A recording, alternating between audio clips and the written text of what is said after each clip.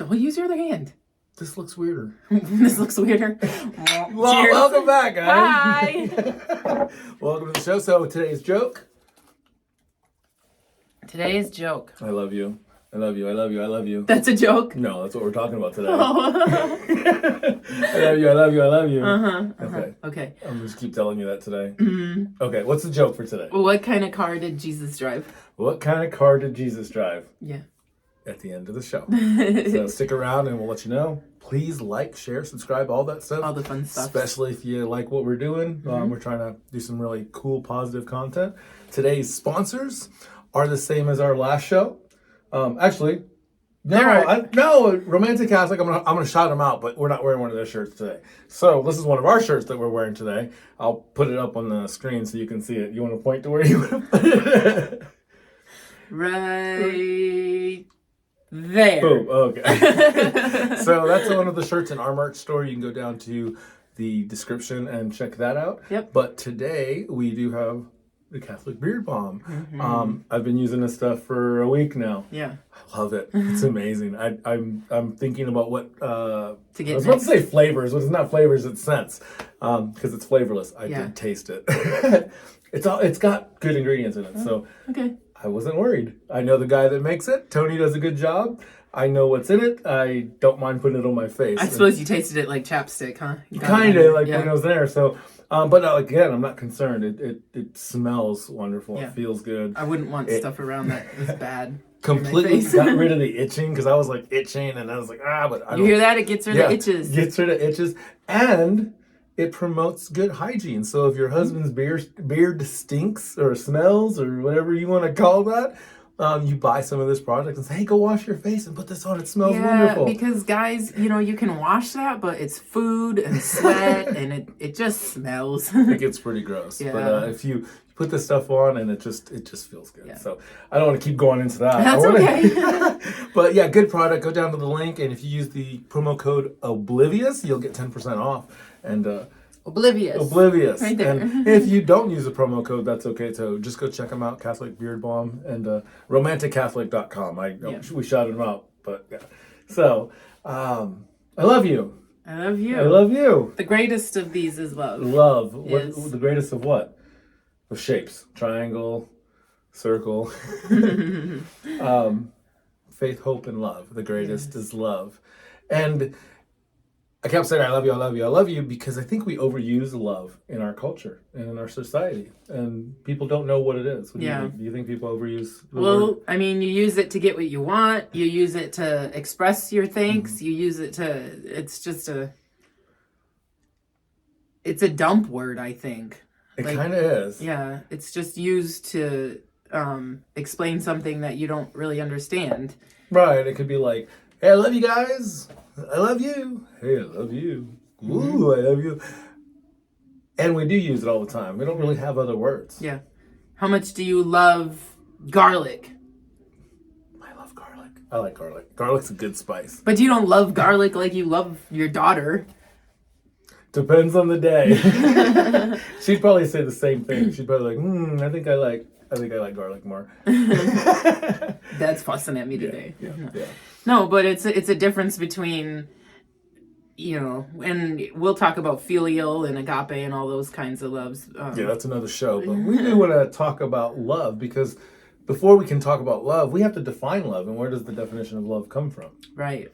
So. Yep. And so, in a homily that was given to us over the last week, because we've been to a lot of masses this week, but in a homily that was given to us this last week, one of the priests talked about the reason why the disciples asked about God asked Jesus what was the greatest commandment was because by the time Jesus came, there were over 600 laws, commandments of what we should and should not do. I think he said 365 of them were should nots. Yeah. And so, I could understand why you would be confused with all of those laws. It's too hard to understand how to live rightly when all of those things, you have to do this and you have to do this. It's kind of like going to a government agency. Oh, no.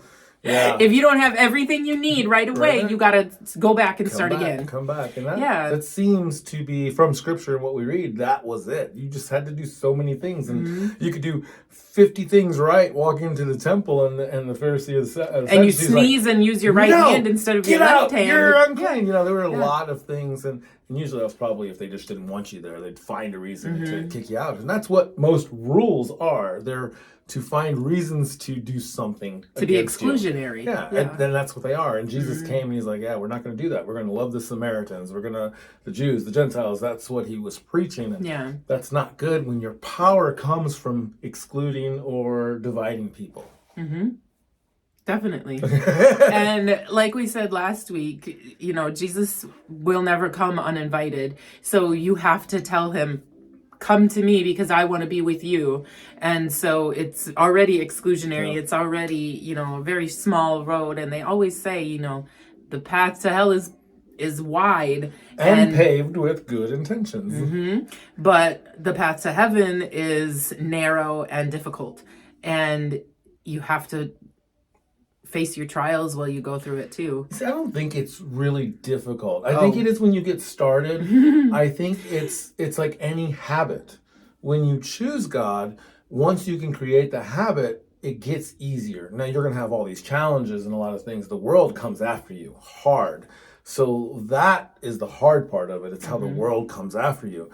But once you build that habit and you're doing prayer, the more you pray, the closer you are to God. And the more you're like, hey, I feel closer to God when I'm praying with my child than I do when I'm just praying by myself. And so that brings us back to the scripture where two or more are gathered in my name. So I've been trying to say that. Let's get our heartbeats, let's get our breath together as we pray or as we talk, you know, and especially lately trying to come down to my children's level to really try to ease some of their struggles, especially when they're just having these irrational and totally rational to them, but from our perspective, irrational because it's like, that's just a game. Why are you freaking out? But it is really their world. So yeah, like yesterday, our son said he was letting down his server. Yeah, he's like, I'm the best player on the server, and if I don't do it, I'm letting everybody down. And what a great virtue it is. And he was caring about all these other people. But it was time to eat. But yeah, it was time to eat. And so he had to come back into the real world.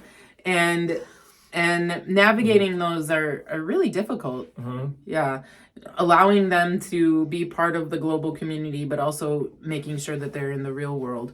Yeah, and you have to remember, let's say you're on your phone scrolling through YouTube videos, TikTok videos, Facebook, and your kids come up to you and say, hey, I'm hungry. Your immediate response is usually not, let me set this down right away and get you something to eat. It's usually like, what's going on? Now, we're adults. It's easier for us to process that. We've had more time to be able to say, wait a few minutes or whatever. But when you're a kid, you don't have those tools. You don't have that experience that says, okay, it's time to shift. So, and it's really hard. The longer you allow them to play with those devices and things, the harder it's going to get. Yeah. It's like digging out a quicksand. Yeah, and we just created a new rule in our house with devices, and based on how otherworldly they get, it determines how long they're allowed to be on each individual type of device. So if there's a video game that's causing a lot of stress, well, their time is limited, 15, 30 minutes at the most. And if it's an art program or they're reading on their devices, well, then we want them to read. We want them to be creative. Right. We just don't want them to get into some other world created by someone we don't know. Right. Yeah.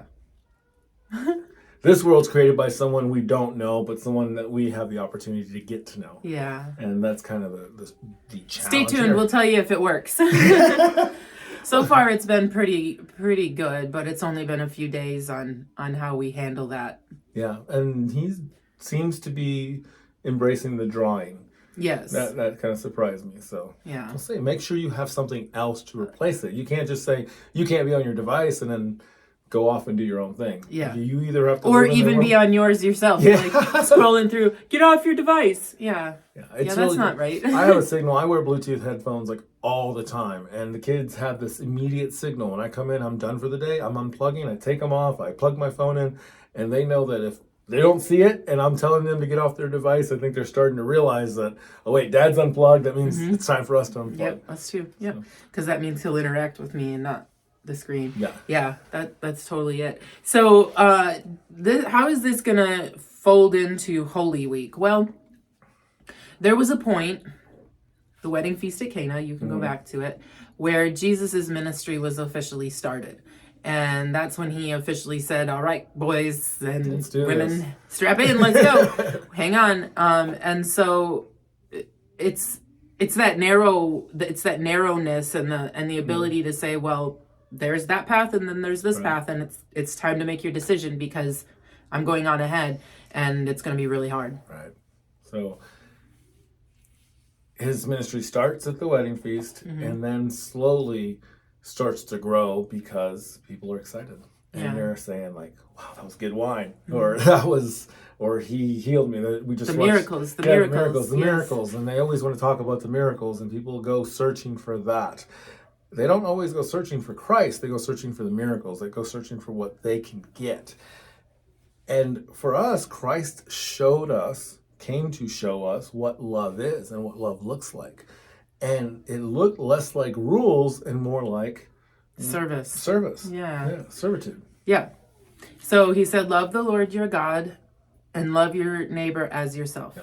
But he went further when he said God. He said all your heart, your mind, your body, your soul, strength, everything, your whole being. And then he said, love your neighbor as yourself. So you're loving God in a different way than you're loving your neighbor, because we are not capable of loving ourselves with our whole being. Man, if we could, we would probably be reunited with God immediately. And that's probably what the saints are, is the people that can really feel God's presence and know that he exists. Well, especially the suffering saints that suffered physically. They had physical stigmatas, and they went through some not a fan really treacherous things, but God told them, and he said that the way is going to be hard, and the closer you are to God, the harder it is.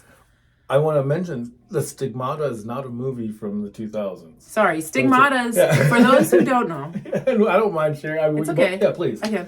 For Stigmatas, for those who don't know, it is the wounds of Christ that are a manifest onto a human. So Padre Pio bled from his hands. He had to wear gloves to cover them. A bunch of other saints got a whole bunch of Assisi. Other stigmatas, and they're all the wounds of Christ. So it's either in the hands. Saint Rita had a crown of thorns scar or bleed on her forehead from the crown of thorns. And so these are unexplainable, spontaneous wounds that show up because they are so aligned with Christ. They have asked to take them on. Now they've asked for them. They asked to suffer. Yeah, don't do that. I mean, if you want to be a suffering saint, you can be a suffering saint. I love you. I can tell you, there's some of the best people I know identify with the crucifixion, and they suffer all year long. But they are holy people, and they will serve you in a way that nobody else will. Yeah. It doesn't look like a joyful time for me, but I've also seen these people smile so big. And that's their relationship. And that's the key. Like, you can't just suffer to suffer. You have to suffer and give and provide hope and faith, because that's what the suffering shows, is that even though I'm going through all this pain, I'm not turning away from God. I'm leaning into God, and I'm loving God even more because he has given me what I've asked for. Yeah, it was like this poem. I don't know it. You might have heard of it. It's some guys walking in the sand with and there's footprints, and he's all pissed off. Excuse my language. he's angry because God's like, dude, where were you? Something like that. Yeah. Can you? Well, it was a dream. Okay. I'm not sure. I'm not. Yeah, please. By all means, tell us. Tell us. By all means. So yeah, there's a footprints poem. Yeah, he's putting me on the spot right now. It was a cue, subtle cue. There's a footprints poem. And in the footprints poem, the man is experiencing dream sequences, and he dreamt that he was walking along the beach with the Lord. And as he was walking along the beach, there were flashes of his life that were happening, and he could see them, and everything, good, bad, all of it. And when he looked back, he saw that during the hardest and most difficult times in his life, there was only one set of footprints. And this made him really sad because he thought that, he said, Lord, I thought you would be with me through everything. But during the hardest times of my life, there's only one set of footprints. Why weren't you there? And the Lord looks at him, and this always gets me. The Lord looks at him and says, my child, where you only see one set of footprints, it was then that I carried you. Yeah, that's pretty cool. And you've probably seen it in your grandmother's house. It's an old school. Yes. Author unknown. Yeah, if you've never heard it before, maybe I can convince Rachel into doing like a little, actually reading at the end of the show. Sure. As a little closing. Yeah. We can add it to the end. Mm-hmm. And we can put the words up so you can actually see them. But yeah, really, it's a footprints poem. Mm-hmm. You'll see it. You can Google it. Beautiful poem. I read it a couple times when I was a kid. So there's a few things in the Catholic Church, and this is probably what you clickbait on for. So there's a few things in the Catholic Church that happen before Easter, and we call this whole week, we call it Holy Week. And it's so important, so important, because we've been through 5 weeks of Lent where we're giving up and sacrificing and getting ready for Jesus's ultimate sacrifice. But there's three, there's Thursday, Friday. We don't celebrate on Saturday. Yeah, there's three things that are big. There's Sunday. Yeah, the whole week is holy, but yes, there's three big events that happen. We were talking about feet. Yes. So back for to you the feet. Kids. Yes. So you kids, this is how you can remember. What was it? Holy Thursday is Holy Feet. Yes. So remember Holy Feet. Mm-hmm. And if you go to the Holy Thursday Mass, there's going to be two major things that happen. One, the Eucharist, but it's going to happen in a way a little different than the rest of the year because it's a real reenactment of the Lord's Supper. Mm-hmm. So it's the big one. This is the celebration of the Last Supper of our Lord. So we call it the Lord's Supper, but this is the celebration of when he was with the guys. Cross-reference John chapter 6. Yes, and he was with Mary Magdalene, and he was with his mother, and he was with Saints Priscilla and Aquila. Look those guys up; they're pretty cool. Yeah. There were other people present, but that Holy Thursday is the celebration of that meal. And so I'll pass it back to you, and so she can explain why feet are important. Okay. So in the Judeo culture and the culture of Jesus's time, sandals were the way that people walked around, and so you would get dust all over your feet. You don't have socks and shoes to keep your feet clean. And so in order to go into a house, you would take your sandals off and you would wash your feet. And it's a really humbling thing, you just got to wash your feet to keep them clean so you're not tracking dust through the house. It's just a little kind of hospitality thing. A little more than just taking your shoes off at the door, in our or culture. Walking through the house with your shoes on. Right.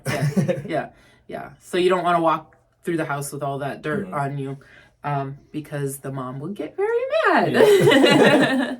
And so a custom was to wash your feet before you walked into the house.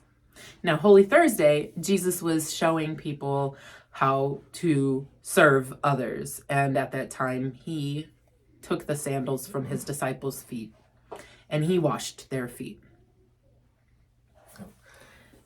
Keep going. 5 kids, and I can tell you, every time I've washed their feet, it's reminded me of that moment. Because I'm supposed to love this child more than anything, and I've got their nasty little feet in my hands.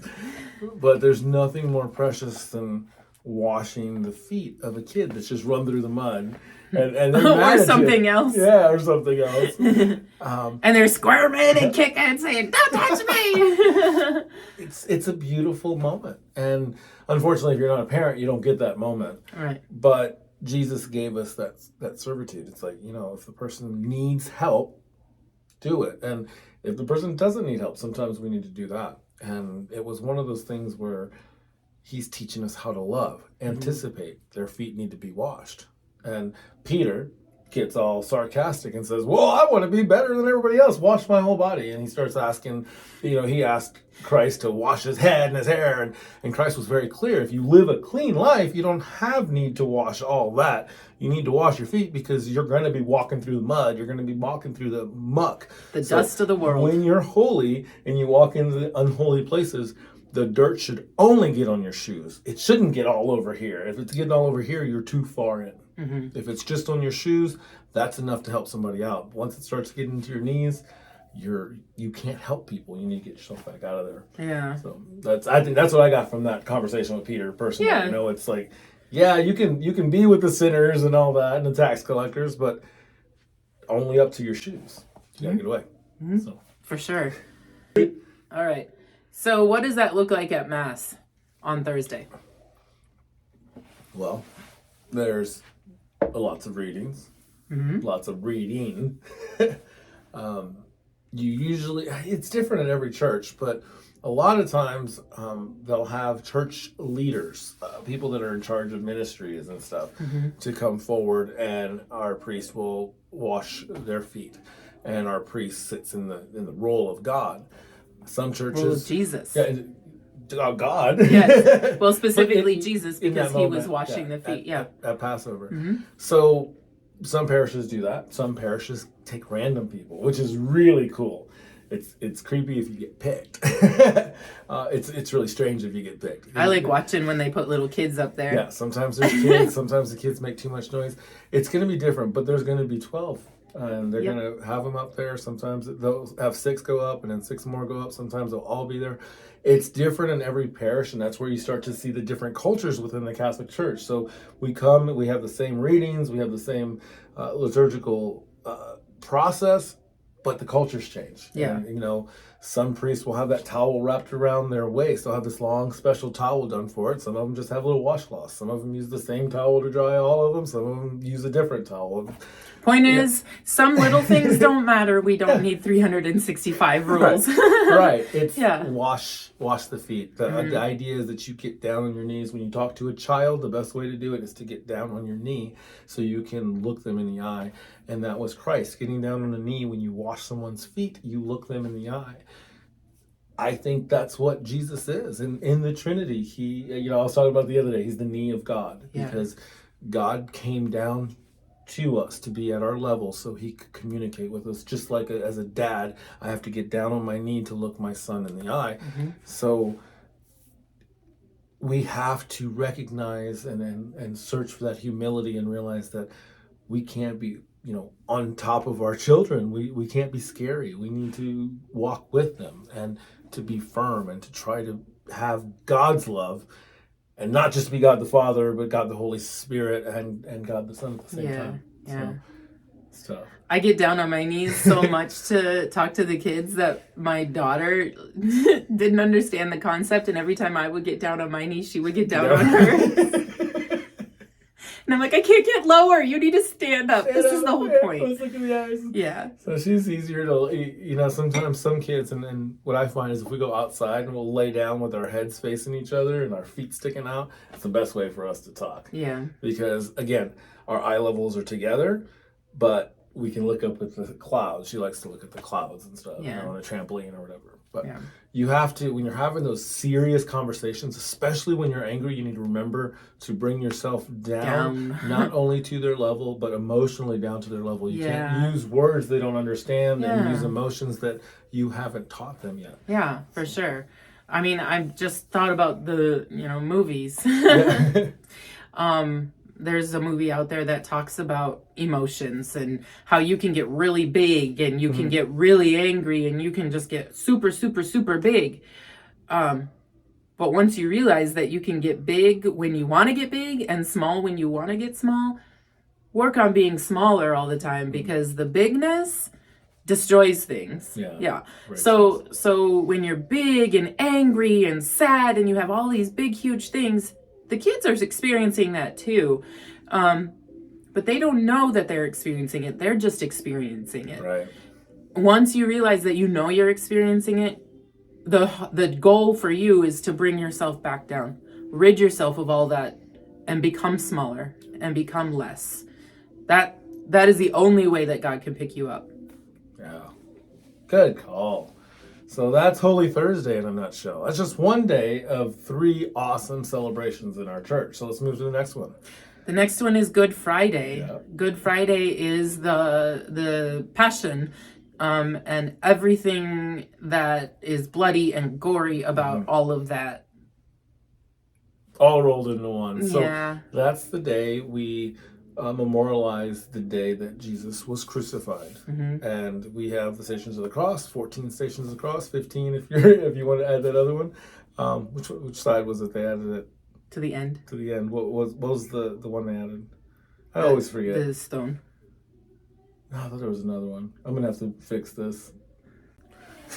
Okay, so we actually paused, and there's a really cool jump cut because we said something and we weren't sure about it, and we never want to share anything about our faith that we are not sure about, right? Because we're oblivious. So. But I started to talk about the Stations of the Cross because Good Friday is the next one. So we had Holy Thursday, we go to Good Friday, and that's when we celebrate or memorialize, what's the other word? Commemorate the crucifixion and death of our Lord. So we have the 14 stations, and I had mentioned that we had 15 stations now because they did some kind of change. Most churches only have the 14 stations up, but the 15th station was added, and that is the resurrection, and it was added by Saint Pope John Paul II. Yep, in 2000. Yeah, and I think it was added because the Passion of Christ, our passion has to end every time with the resurrection, because if we just live in the Passion, we aren't Easter people. Right. And so if you're celebrating the Stations of the Cross on Good Friday, you know that the resurrection is coming on Sunday. So don't do the 15th one on Good Friday. Yeah, but if you're doing Stations of the Cross any other day, do the 15th include one. the resurrection because it's the pinnacle. Yes, we are Easter people. Yes. So the cross, the corpus, the crucifix is important to our faith, but the resurrection is our faith. Yes. Yes. If the resurrection did not happen, our faith would be in vain. Cool. I think she raised her volume on her show. She may have. So, I know she's redecorated in there. Yeah, she's awesome. Anyways, so on Friday, when we go to church, it's not a mass. There is no mass said on Friday. You may receive communion because there could be a communion service. That we'll talk about that later. Most churches have the communion service to clean up. Right. Well, I guess we'll talk about it right now. Yeah, let's talk about it. Okay. So the beginning of the service will start pretty normally, with the procession and everything like that. And then when we get to the Mass part, the Eucharist of the Mass, you might not notice the difference. It'll just be a little different. Sometimes a deacon will do it. Yes. Sometimes a priest will do it. They'll still tell the story. Yes. But it's just tweaked a little bit because the consecration's not taking place. Right. So the consecration happened on Holy Thursday, and they consecrated all of the hosts that will be used on Friday, because there's no consecration happening on Friday because that's when Jesus died. They're using the Eucharist from Thursday, and they're using the rest of it. Right. So all of the Eucharist that was consecrated from Thursday is being used over on Friday. So there is no Eucharist in the church Friday night and Saturday. So that could be different for some parishes. Like you might go there and they just don't do Eucharist at all because they've already done that on Holy Thursday. It's going to be slightly different. Just know that the reason I say this is because I can go back and God rest his soul. Father Hall, when I was an altar server, I remember serving Good Friday, and he came out and had to explain to everyone why they weren't receiving communion because there were some really upset people, and it was just like it was an interesting conversation that he had to have with the with the congregation, and I'm smiling because our daughter just walked in with her. So I was saying that Father Hall had to explain to everyone that there wasn't communion happening, and people were really upset. So when you go to Mass, just know that, or to communion, or service, or when you go to service, on Good Friday, you may or may not receive the Eucharist. Yes, that's okay. And we will not go over all the Stations of the Cross. We could do that as another show at a future date. But we will put a link in the description to someplace, I don't know, someplace where you can go to the Stations of the Cross and see them. Maybe Bishop Barron did a... Maybe he did. Let's do Bishop Barron. He did, because Jeremiah started listening to it the other day. Oh, it showed up? Yeah. So I think we'll just link Bishop Barron's because I think Rob helped with that one. So, okay. Cool. And if he did, we'll put a link to that too. Yeah. So, we forgot to mention something. You said something about the stripping of the altar. Yeah, on Holy Thursday after communion. This is a big deal because it changes like the entire church. It does. So on Holy Thursday after communion, everybody works to strip the altar, and that's taking everything off of it: the candles, the blankets, the flowers, the tablecloths, everything. Altar cloths, corporals, purificators. We call them things. Yes, and so and then it's also extinguishing all the candles, and it just gets really dark and empty in the church. Cold. So you think like a tomb. And it's basically what happens. Because, our church, especially here, is stone. So when all that stuff comes up, it's surprising how bare a church will look when you just remove the flowers. Yeah. And Holy Thursday being the celebration of Passover, it's happy. So it's pretty and everything. And all of a sudden, hey, what's going on? He's washing feet. And So we are getting ready. So so then it becomes the tomb. And Friday, Saturday until Easter Vigil morning, or Easter morning, it is empty and barren and desolate and cold, because that's where our hearts were. That's where the disciples' hearts were. Jesus was in hell at that time. So from when he was crucified at 3:00 on Friday, and he said, "Lord, to your hands I commend my spirit," until he resurrected on Sunday, he spent that time in hell. And I've told people this, but why did he go to hell? Well, he went to hell to get the people that need to be in heaven. That weren't supposed to be there. Yep, he went to separate the sheep and the goats, to separate the sheep. He separated the sheep. So he separated the sheep and the goats. And so I told my son, I said, that's when Jeremiah went into heaven, because before that, we didn't have that access. Right. And the reason that would have happened is because of the broken hearts, probably, of following all those rules. Because when you have over 600 rules and all of a sudden you're like, I can't follow these, I'm unclean, and I can't be one with God, and then you have committed the sin against the Holy Spirit, the one unforgivable sin, to not accept God's love. So their inability to do that really speaks to why we do that today. Yeah. And so ever since Jesus opened the gates of heaven, we don't have to be saved from hell. We get that grace already while we're on earth. By accepting. By accepting the small and narrow way. Yeah. Which is accepting God's love, which accepting someone else's love or someone else's service is so hard. We think we're not worthy. We think we're not worth it. Yeah. And you have to look at Jesus and remember that his grace is enough. And that's the prayer. You look into the face of the cross, or you close your eyes and think about Jesus, and you just tell him over and over again, your grace is enough. That simple prayer. And for those of you who are coming at this as a non-Catholic, or maybe even a non-believer, any other way, or even if you're in a bad way right now, it's hard to say, God, I believe you, God, I trust you, when you have so much debt you can't buy eggs. When your water stops, it's hard to say all those things. And that's precisely when you need to stop and get on your knees. And I say you all the time. I should be saying I. Us, I.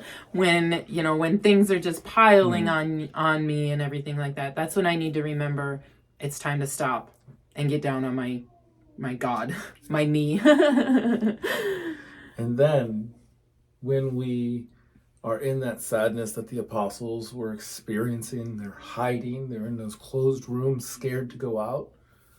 Only the Blessed Mother and John were there, and Mary Magdalene and some of the ladies. But John was the only one. The rest of them were hiding. You know, that darkness that we experience on Holy Thursday, that's them hiding in closets. They scattered. They were scared. And we talk about the cock crowing the 3 times and Peter denying Christ 3 times. The beauty is later on, and we'll talk about that in depth later, I'm sure. But he also asked Peter if he loves him again 3 times. So there's a reconciliation after the resurrection, which is beautiful. Yeah. So we're in this tomb and it's dark, and we go into Saturday and we walk into this dark tomb. Yes. The lights are out. There is nothing. You can't see anything. And then all of a sudden you start hearing the prayers, and you see a flame. And one single flame. And we bless the holy water. The chrism is brought from the Archbishop, which happens on Holy Thursday, and then it's brought to the church that day. And every parishioner will light a candle, and the candles will light, and eventually the entire church will be lit up. And that is Easter. That moment, and it's a long mass. It's a beautiful mass. It's not a mass that you're going to want to go to with a little baby if it's late at night, or a toddler that's going to be after bedtime, because they're going to be running around. You can do it, but just know that it's strange and it's beautiful. And I say that because my first experience, I had no idea I was going to one of those. I was a brand new little altar boy, and they needed someone to do the mass, and no one signed up for it. I was like, why aren't they signing up for it? Well, I found out why they're not signing up for it. Rookie. It's like a 3-hour mass, and it's not that long anymore. I think the most they go like now is like an hour and a half or something. But it used to be a very long mass. And having not been churched before I became an altar boy, I mean, I had my first communion, so it was one of those things where I was kind of not really in the church. And I was sitting here, and it's like all the lights are out, and it was just like really weird. And all of a sudden, the place was lit up, and I just fell in love with our church again. And the music starts, and it's just this change in atmosphere. That's what we're striving for. We don't need to go into the Easter Vigil too much, because we're really talking about Holy Week and His suffering, but we want you guys to kind of get ready and pray that week. Yeah, so let's talk a little bit more. Now that we know how it ends, how do we spend our time really well in Holy Saturday? How do we look into that darkness where, God was in hell? He was tempted in the desert for 40 days, but that wasn't hell. Yeah, that wasn't nearly it. Yeah. And so when I'm thinking about God's time in hell, I think about the times when I'm in darkness. I think about the times where I may not be in a place that I know, and it's not mine, and I don't belong there, but I have to be there in order to save a part of myself. We have to go into the darkness. We have to forge eastward towards the sun. There's so many symbols in there that, my brain is not catching up to my mouth again. So let's just look at that. The symbol of darkness going into the light. Okay. So I was going to say, and I'm not sure where we cut out there, but I was going to say that agony in the garden, maybe, we don't know exactly what Jesus was going through in the garden. We know that he sweat blood because he was under this anguish and this pain. Could it be that, I've heard before he saw all the sins. The sins that have happened before, the sins that will happen, every sin of every person that ever existed. He saw that, he took those on. And I just thought of this, so this might be heretical. Sorry for this. My spiritual director will probably make me correct it next week. If you want to say something heretical, just say, I had this thought. I had this thought, and it's a brand new thought. But he says to God, if it be your will, take this from me. Yeah. And it's that pain. But could it be that the pain wasn't from the sin? It wasn't for the people that actually shut him out, but it was for those people that were put in hell and lost that relationship because For those 365 sins. Yeah. 600 whatever sins. that was. So he's Yeah. like, this is enough. There's innocent people in hell, and those are the people he goes to save. Yeah. So that I can see being that servant that Christ is. He can say, I don't want to do this. Take this from me. All of a sudden, he's like, there are people that need me. I have to take this on, because not for Peter and these guys, but for the ones that have been suffering. Yeah. Even more so, because after that, nobody suffers ever again. So. You think nobody suffers? Not if you're a Christ follower, you're not suffering. You're going to be in eternity after that. Right. Okay. But before he opened the So our salvation, so you're thinking about the eternity. eternity. So the ones that are facing eternity, because we're not facing eternity right now. We are facing eternity. No, Yeah. we die, We die, and then we face eternity. we live on forever. We live forever. We take our souls live forever. Right. We fashion our souls on earth for eternity. Right, but our lives are eternal. Who we are, who we get reunited with in heaven, that's eternal. So we are, who we've always been. Are we though? Because We'll we find have out. free will and the ability to change. But we are made in the image and likeness of God. And We're not made gods. We're made No. in his image and likeness. Yes. So we just look like him. what he wanted us to look like, yeah. The parts of him he loves. Yes. He doesn't want us to look bad. You don't want your kids to look horrible. You want your kids to dress nice. When they go to school, it's like, why do you have holes in your pants? Yes. That's a whole nother topic. But is it? Our outside appearances, our inside appearances, a lot of what happened before Jesus was about our outside appearances. So many of those rules are about what was on the outside. And then Jesus was like, wait a minute, what's on the outside is not as important as what's on the inside. Right. Go into the closet and pray so nobody sees you praying. Don't, put your beard balm on during Lent so that way nobody knows that you're fasting. That was in there, right? You have to put your beard balm. You have to put your Catholic beard balm on. Especially during Lent. During Lent, Yes. because you can't let people know you're fasting. So. Yes, that was a weird place to put in a product placement, but hey. Product placement. Anyways, yeah. So we're still talking about Saturday. We're kind of going all over the place. I know. It's kind of all over the place. It really is. I've experienced them for 3 decades. And it's you forget. Yeah, it's kind of like when you read a story and then you're like, oh wait, but this happened before and that was really important because it shaped this. And like I said, they're long. Lots of unfolding. But they're bearable. They're not long for the sake of being long. These are the stories. These are the big ones because they're reading these stories in their entirety. So it's worth the time. Yeah. And she's going to break one of our cups again. So I think that we've really broken down the Trinity or the Triduum very well. Yes. And that's what those 3 days are called. It's a very holy time in our church. It's the holiest time, some people will argue. Yes. Yeah. I think it is. I think most totally people, think it is. Even though Christmas is cooler than Easter. No, I actually like Easter again, or I say again, I like Easter more than Christmas. Oh no, you're gonna get in trouble for that. My kids are gonna hate me. So. My daughter and I have this running tag that I say Easter's more important. She says Christmas is more important. Honestly, I think they're equal. It's a chicken and egg. Yeah. It really is. But I like eggs. I'd rather eat eggs than chicken. So I like Easter. They have eggs.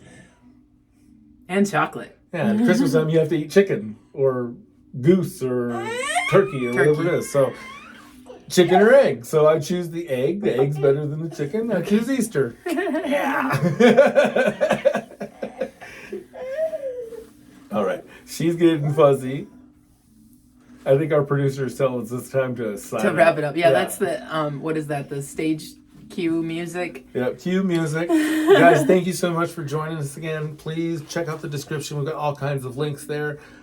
Check out our sponsor, Catholic Beard Balm. Use And that Romantic promo code, Catholic. Romantic Catholic.